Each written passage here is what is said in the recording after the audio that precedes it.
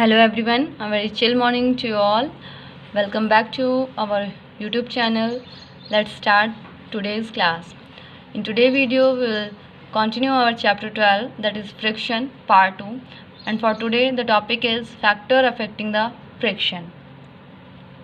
In our previous video, I have told you that there are few what are the causes of friction, how friction occur. Now in this video we will read about the factors which affect the friction. Frictional force depend upon two main factors: the nature of the surface in contact and the weight of the sliding body. One by one we will discuss the both terms. The first one is nature of the surface. Friction between the surface in contact is less for the smooth and more for the rough surface. Friction एक ऐसी term है जो कि मतलब friction क्या होता है? Friction जब किसी भी दो ऑब्जेक्ट के जो सरफेसेस होते हैं एक दूसरे के कांटेक्ट में आते हैं एंड वो मूव करते हैं, तो उस टाइम पे एक अनइंटेंजिबल थिंग होती है, दैट इज़ फ्रिक्शन. तो फ्रिक्शन जो है वो स्मूथ सरफेस में कैसी होती है? लेस होती है, एंड जो रफ सरफेस होते हैं उनमें ज़्यादा होती है. More roughness, larger number of irregularities and greater will be the friction. ऐसा क्यों होता है? बिकॉज जो रफ सरफेस होते हैं उसमें बहुत सारी इरेगुलरिटीज़ होती हैं, बहुत सारे अप एंड डाउन्स होते हैं, रिजेस होते हैं, जिनकी वजह से लार्जर रफनेस इंक्रीज होती है उसमें और ग्रेटर फ्रिक्शन रिक्वायर होता है. The next one is weight of the body. A heavier object will press harder into the irregularities, so there will be greater resistance to the motion and greater friction. That's why it is difficult to move heavier objects. ऐसा इसलिए heavier objects जो होते हैं उनको press करने के लिए बहुत ज़्यादा रिक्वायरमेंट होती है फोर्स की.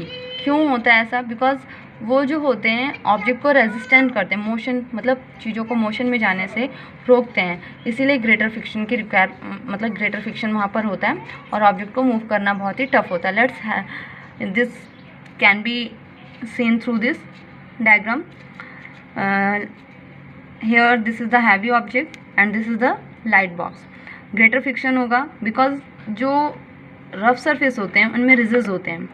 ऐसे ridges up and down form में होते हैं. जो हैवी ऑब्जेक्ट होता है जब उसके ऊपर रखा जाता है तो उसके बीच में गैप्स मतलब वो हार्डर हो जाता है, चिपक जाता है कह सकते हो आप.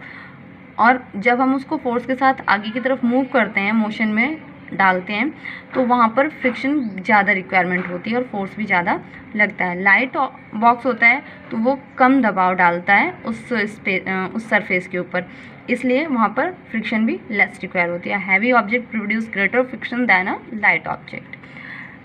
It does not depend on the surface area of two objects which are in contact with each other. जो फोर्स ऑफ फ्रिक्शन होता है वो इस चीज़ों के ऊपर डिपेंड नहीं होता कि मतलब जो surface area of the two objects हैं, दो ऑब्जेक्ट है जो सरफेस एरिया कांटेक्ट में मीन्स जो आ रहे हैं, फोर्स ऑफ फ्रिक्शन उसके ऊपर डिपेंड नहीं होता है. Next is frictional force is self adjusting in nature. जो फ्रिक्शनल फोर्स होता है वो सेल्फ एडजस्टिंग होता है नेचर में, मीन्स ये खुद ही अपने आप चीज़ों के अकॉर्डिंग एडजस्ट हो जाता है. It automatically adjust itself to applied force. जो फोर्स हम उसके ऊपर अप्लाई करते हैं वो उसके थ्रू एडजस्ट हो जाता है. फ्रिक्शनल फोर्स जो होता है वो applied force increases, force of friction also increases. जब फोर्स जो होता है जितना हम अप्लाई कर रहे होते हैं उसको अगर फोर्स को इंक्रीज़ करते हैं तो फोर्स ऑफ फ्रिक्शन जो होता है वो अपने आप इंक्रीज़ हो जाता है. That's why it is adjustable. Force of friction can not go on increasing infinitely. मतलब इनफाइनेटली नहीं, ऐसा आप नहीं कह सकते हो कि वो लगातार बढ़ता ही जाएगा या लगातार घटता ही जाएगा. It always having some maximum limit. कुछ मैक्सिमम लिमिट्स तक ही वो बढ़ सकता है, बिकॉज फोर्स जो हम अप्लाई करते हैं वो भी एक लिमिट तक अप्लाई कर सकते हैं. That how much muscular capability इसके ऊपर डिपेंड करता है. Now this is your long question 2 that you have to do in your fair notebook. Have a good day to all students.